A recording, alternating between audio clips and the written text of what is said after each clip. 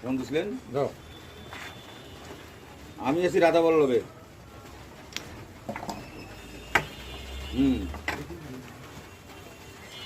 হ্যাঁ ধরতে হবে না। কার লোক? হ্যাঁ জানাবো। আটকে গেছে এটা কোথা?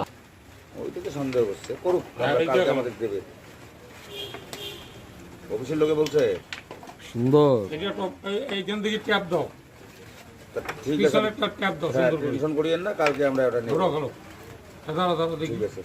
এটা মারো। এটা ফেলে দিবি।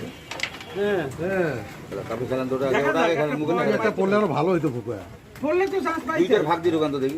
অত সহজে এটা একটা পড়ি গেলে অসুবিধা। ওটা সেকেন্ড পকেট টানতে হবে।